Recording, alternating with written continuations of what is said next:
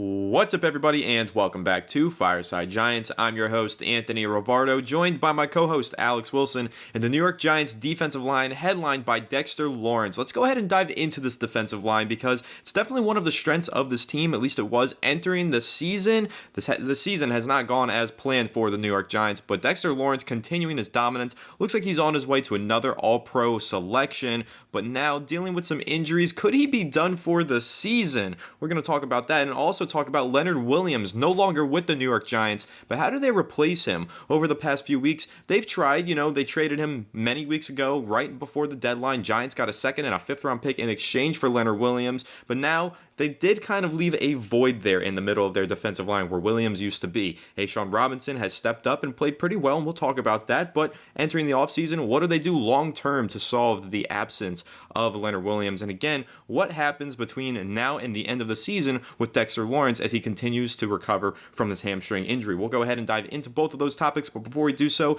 make sure you like if you do enjoy this episode. Subscribe to the channel if you are new. Ring the bell so you don't miss an episode, and comment your thoughts on the topics down below in the comment section. If you're listening on Apple or Spotify, please make sure to leave us a 5-star review and go ahead and follow us on all of our social media channels at Fireside Giants. But without further ado, Alex, how are you doing today, my friend? And how are you feeling about Dexter Lawrence continuing to not practice leading up to this Christmas Day game against the Eagles? Well, I don't expect him to play, to be quite honest with you. It's Monday afternoon at 4:30 p.m. Just realized that, actually. I don't know why I thought it was on Sunday this whole time, but right in the middle of Christmas Day. So, I'm sure a lot of people will be sitting down and hopefully enjoying the Giants compete. Dexter Lawrence not playing would be significantly bad just because, Eagles have a good offense. Obviously, their defense is struggling. I'd like to see the Giants put up some points. Maybe this could be somewhat of a fun game and not be a blowout again. Honestly, I'm just hoping the Giants are at least competitive in some regard. I mean, the Saints, if you watched the game last night, tried to get back in that game late. Obviously, the Rams, too good to win that one. Their offense is just so potent. It's honestly, side tangent for a second, Matthew Stafford, and you are going to agree with this for sure, is the most underrated quarterback by far. Like, the guy is, the no-look passes. Been saying that for like 5 years. I'm a huge Matt Stafford fan. Me too. Huge Stafford fan. The guy is just, he is so efficient, and he makes all the throws. Just a great player. I really hope they make the wild card, which now I think they have over a 70% chance to make it after winning last night.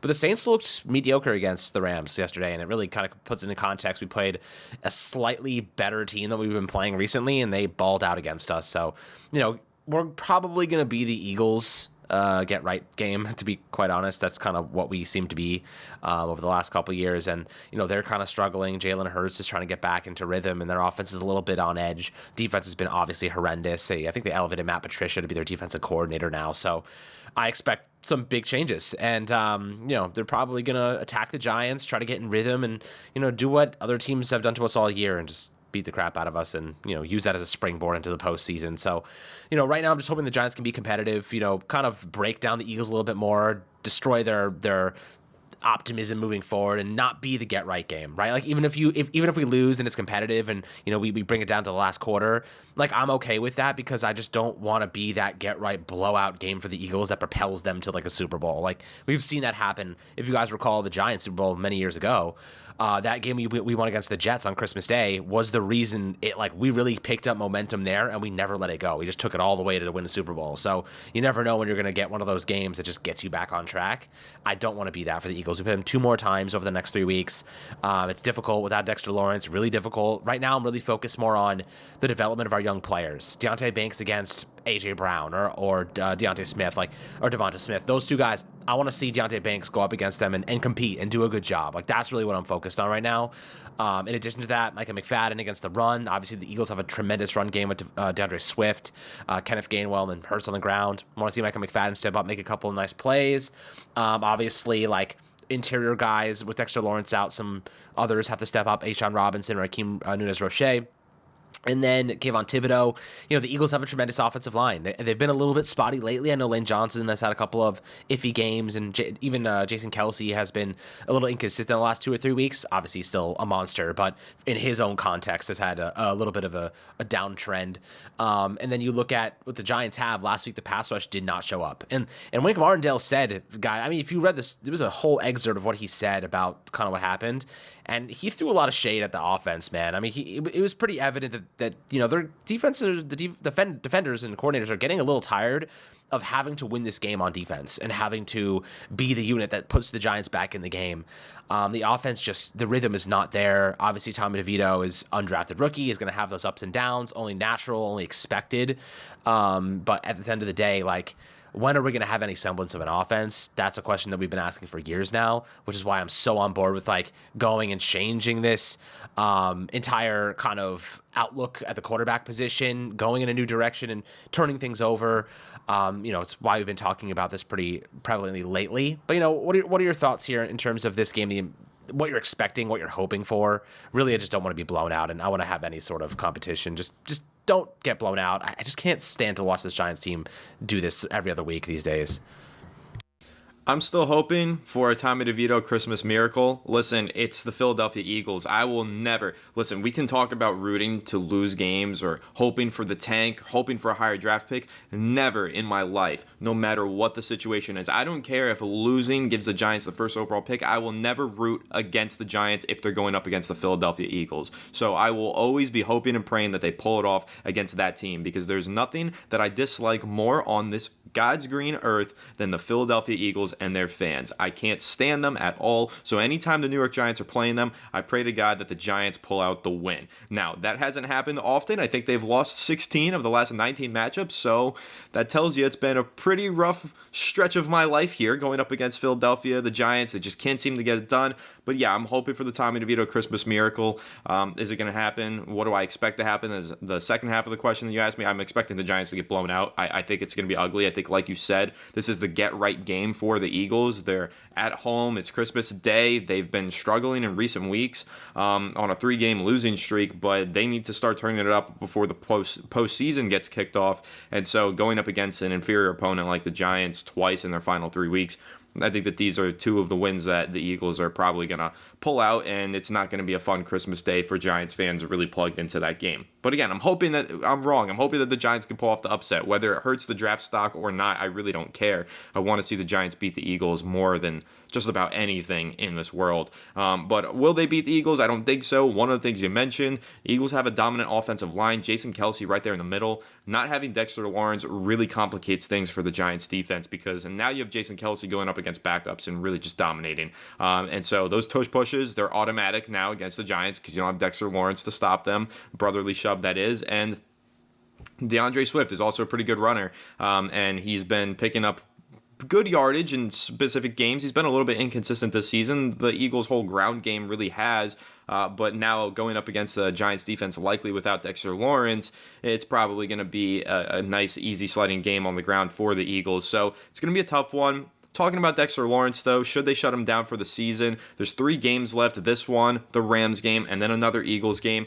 In my opinion, no. I know that this is something that fans are kind of discussing. Should the Giants shut him down for the season so that he doesn't re-injure himself and get out long term? Listen, it's these final 3 games, and then you have a long time until the next season begins. Like, he has from January all the way up until September to get to 100% strength.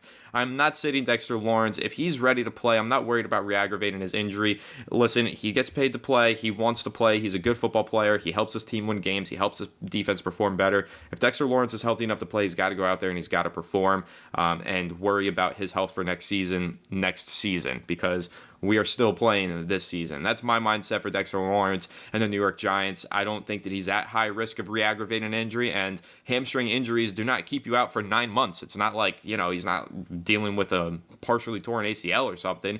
It's just a hamstring pull. So, yeah, he's got to play, and I think that he will play if he can. Again, it looks like he's trending towards not playing this week, but I think next week against the Rams and in Week 18 versus Philadelphia, we'll see Dexter Lawrence out there just to get one last hoorah before the end of the regular season. But now talking about the rest of the defensive line, as I mentioned earlier, the absence of Leonard Williams, one player who stood up in his absence and really performed admirably, in my opinion, Alex, is A'Shawn Robinson, veteran defensive tackle that the Giants brought in this past offseason, kind of to give them some depth behind Leonard Williams. Well, then they trade Leonard Williams, and now it's no longer depth. It's the starter in place of Leonard Williams, A'Shawn Robinson, and he doesn't provide much as a pass rusher. That's something that the Giants are definitely still missing, because Leonard Williams was a great pass rushing interior defensive lineman, maybe not not getting a bunch of sacks, but collapsing the pocket, forcing quarterback pressures, opening things up for guys like Dexter Lawrence and other pass rushers. Leonard Williams had a lot of value in the passing game. You don't get that from A'Shawn Robinson, but I think what A'Shawn Robinson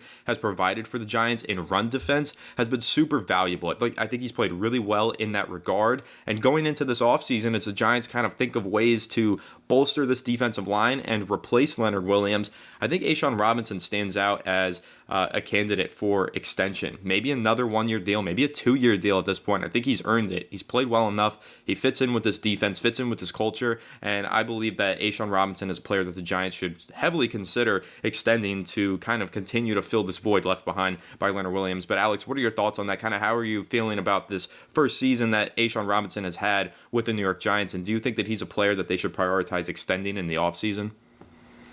I mean, look, the Giants can't afford to be losing, cost-efficient, good depth pieces, right? Like this team, aside from having a massive lack of talent at the starting positions on multiple sides of the football, obviously the offensive side lacks. We need more receivers. We need, a healthy tight end. Obviously, we'll see what happens with Darren Waller. We love Daniel Bellinger as a pass blocker, but or just a run blocker in general. But he hasn't really gotten involved in the passing game. I kind of don't like that, by the way. I really don't like how they've ignored Daniel Bellinger in the receiving game. You know what I mean? Like, he showed so much promise there last year. He's had a couple of nice catches and moments this year. He has really good hands. Like, why can't they use him more in that regard? I know they want him to be blocking and, assisting the offensive line. But, like, you watch what the other teams do, like, Dalton Kincaid. You see what they do with, like, Luke Musgrove. You see some of these young tight ends. I'm not saying he's as good as those as a receiving option, but we've seen enough to be like, okay, like, we could use him better. Even Tyler Higbee last night had a couple nice catches. The fact that Giants barely target Daniel Bellinger kind of frustrates me at times, to be quite honest with you. But, that's a smaller detail and a much larger problem. Looking back at A'Shawn Robinson, this team cannot afford to lose depth pieces, because when you have Dexter Lawrence miss time or you trade Leonard Williams, you need guys like Robinson to step in and fill that void. Imagine we don't have Robinson. Imagine it's somebody that's a rookie undrafted guy, or it's someone, a Jordan Riley, for example, who has some promise, but obviously, I think he might be injured, but, or like DJ Davidson. He looked actually decent when he was on the football field, but, A'Shawn Robinson's a true and tried kind of proven commodity. He was on the Rams. He won a Super Bowl. This is a guy that knows what it takes to win football games and compete at a high level. So I'd like to bring him back, because the Giants can't afford to be losing depth pieces, especially after moving Leonard Williams. We need to be keeping these type of guys. So, I do agree with you. Valuable piece. I think that we should probably bring him back on a 1 or 2 year deal. Yeah, definitely. And then when you're looking at other options, right, I think he comes back on a 1 or 2 year deal, probably as a depth piece, as you mentioned, not the full-time starter anymore. Again, you really like the value that he provides because they lost their full-time starter. A'Shawn Robinson steps up into the lineup and shows that he's capable of being a full-time starter. But again, you're missing out on some of that pass rushing capability. So who can the Giants get to kind of plug in there? Is there maybe more of a long-term solution and an answer for the position, more long-term than A'Shawn Robinson, or just overall a better player that upgrades a position well? One idea that we could throw out there entering free agency is Leonard Williams himself, right? Because the New York Giants did trade away Leonard Williams, but he's on an expiring contract. He'll be a free agent again in the offseason. We've touched on this before, Alex, but I want to hear your thoughts some more about the idea of bringing him right back, kind of considering this a rental for the Seattle Seahawks, re-signing Leonard Williams, reuniting him with Dexter Lawrence. We know that he didn't necessarily want to leave. We know that the locker room has definitely been hurt by his absence, really misses him in there and on the defense, and I think that the way the Giants left things with Leonard Williams, of course, we've talked about with Joe Shane giving him an option to veto the trade, the agent coming out and praising the Giants organization for the handling of the trade.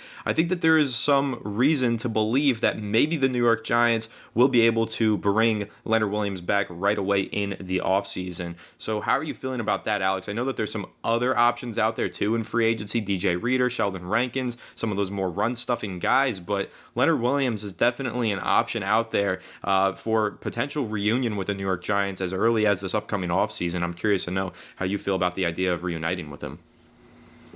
Reuniting with Leonard. I think it might be out of our price range a little bit, mainly because we need offensive line support. Maybe we want to go after a receiver. If we're going to keep Darren Waller, it's going to cost us $14 million. If you draft the quarterback, it's going to be another $8 million on top of DJ's money. Leonard Williams is having a really actually good tenure with the Seattle Seahawks. In fact, I think they're going to extend him. I think they're going to keep Leonard Williams. Like, he's a good player for them. He balled out against what did they play last week? The Eagles. He balled out against the Eagles last week. Had a couple of really, really big moments stifling Jalen Hurts. I think he's winning people over in that locker room. He knows Julian Love there, who vouches for him, most likely to the front office. And Leonard Williams is a great player for us in terms of just he showed up every day. He worked hard. He was a good locker room guy. He was one of the pieces of glue in that locker room. I don't think Seattle traded a second-round pick to let him go after one off season. You know what I mean? I don't think, or one half a year. I think they're going to bring him back and extend him on a 2-year contract. I think he's probably moved on from the Giants. I think the Giants have probably moved on from him. Would I like to bring him back on a cost-efficient deal? Of course. Like, if it made sense and the money was right, yes, I would definitely be willing to bring him back. I just don't think he's going to be. But that leads us to your other guy, and this is a really cool player. This prospect you found out of Texas, dude is just a freaking meatball, full of energy. If you're Tommy Cutlets, this is the meatball to the equation. He's awesome, really, really interesting player. I'll let you break him down for us. Yeah, a player that I'm really high on in this upcoming 2024 NFL draft. And again, this would be that more long-term solution that I hinted at here. It's DAndre Sweat out of Texas. As you mentioned, he's a meatball. He's 6'4", 6'5", 360 pounds. He's a monster on the interior of the defensive line, but he moves probably like he's 300. Not 360, he moves like 300. He's much quicker than his presence would appear, and he does give you kind of those shades of Dexter Lawrence, where Dexter Lawrence is just this ginormous man that shouldn't be able to move as quickly as he does. DAndre Sweat has a pretty similar style to his game where, yeah, he's a great run stuffer. 42 combined tackles, 8 tackles for loss this season. According to PFF, he had the 92.0 run defense grade, which led all defenders on the interior in college football this season. He had 15 tackles for loss or no gain, which was second. But here's the catch. He's not just a run stuffer. That guy at that size is also a dominant pass rusher. He had the 10th best pass rush win rate in college football at 14.2%. Made it onto PFF's college football all Big 12 team. He's just a dominant force on the interior. Like, he's one of those players that you expect to just be like a Vince Wilfork type, just stand in the middle and, hug running backs as soon as they get in the hole and swallow them.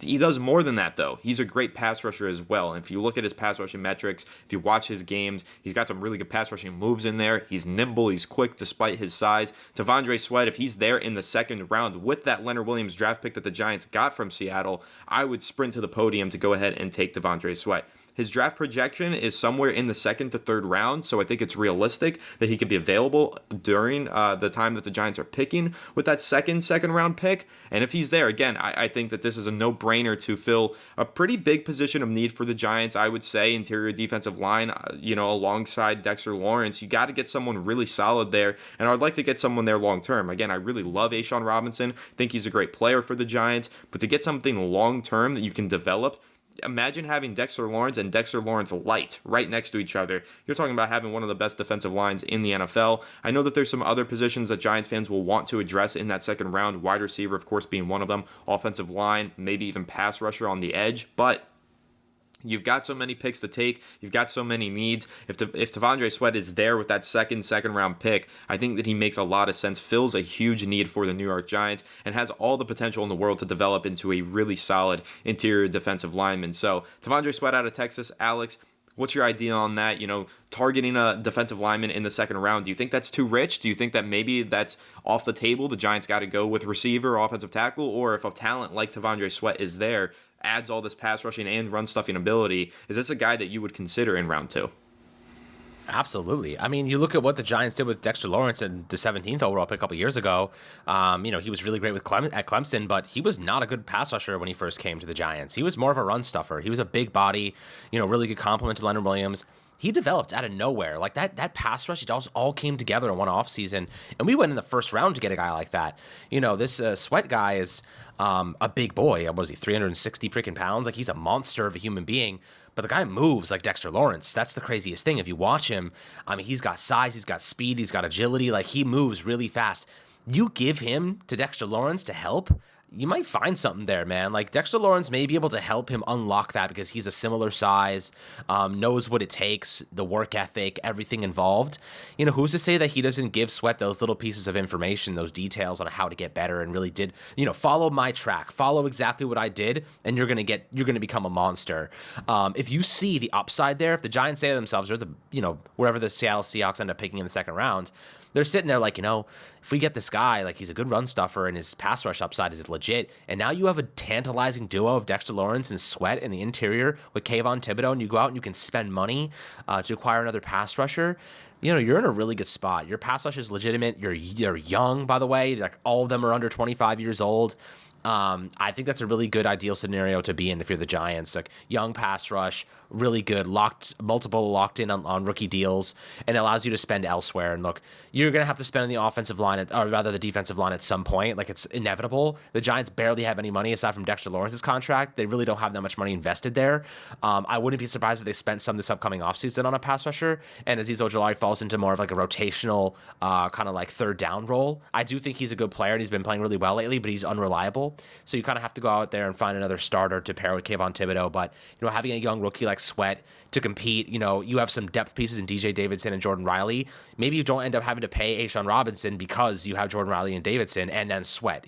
That's how you maybe turn over that position, add some talent, upside, developmental upside, and you move forward with those group of guys. So, the Giants have options here, and they really have options all over the place. But I do like the idea of if you're gonna draft an offensive lineman in the second round, maybe alternatively, if you go and draft Sweat, you can spend a little bit more on the offensive line. Alternatively, if you go and draft an offensive lineman, you can spend a little bit more on the defensive line. So it really depends on how the Giants, their board falls, like who was ranked highly in the second round. If they want to leverage that second round to move up in the first round to get a quarterback, there's so many options here. Fortunately, we do have that second round pick because that pick is going to end up becoming extremely valuable for us. So definitely don't want to forget about that one because could be a starting level player for us in the future. Yeah, it could be a DAndre Sweat, a starting level player for you. It could be a Brian Thomas Jr., wide receiver LSU. Like, it could be a lot of things, and so it's really exciting that the New York Giants have 2 second-round picks in this year's draft. Now, again, you mentioned it there. They might not hold on to both of those second-round picks. It's very possible that they have 0 second-round picks by the time we get to the NFL draft because maybe they leverage both of them to move up in the first round and draft the quarterback that they want. It's going to be really interesting to see how the offseason plays out, but I do like what you mentioned there. If the Giants go into free agency, really spend money on that offensive line, I think you go ahead and you spend draft capital on that defensive line. You build through those trenches. You kind of have some young pieces on your offensive line already, homegrown talents that you hope pan out and develop better than they have been. But you throw some money at that offensive line, patchwork it, and then hopefully build that defensive interior through the draft. I think that makes a lot of sense for the New York Giants. Would be an interesting strategy and one that they should consider. But again, inversely, if they do go into free agency and they decide to throw a little bit of money at the defensive line, some other players that I like, Maurice Hurst, Quentin Jefferson from New York Jets. You've also got Javon Kinlaw, another pass rushing kind of defensive lineman. Michael Pierce from Baltimore has familiarity with Wink Martindale. So there's no shortage of interior defenders available for the New York Giants this offseason. So that void left behind by Leonard Williams, I expect them to fill it, and hopefully they do add some tremendous talent to that spot because I'm really getting excited about the idea of maybe having Dexter Lawrence plus another young, exciting pass rushing interior defensive lineman that can stuff the run. Getting 2 of those players in the middle, that could be a really, really scary proposition for opposing offenses to go up against and try to match up for. So that's something I'm excited about. And of course, we're going to continue to take a look at all of these different players that could be available for the New York Giants to draft, sign, or otherwise right here on Fireside Giants. So make sure to like if you did enjoy this episode. Subscribe to the channel if you are new. Ring the bell so you don't miss an episode. Comment your thoughts on the topics down below in the comment section. If you're listening on Apple or Spotify, please make sure to leave us a 5-star review and go ahead and follow us on all of our social media channels at Fireside Giants. But without further ado, we will catch you all on the next one. Have a good one, and let's go Giants.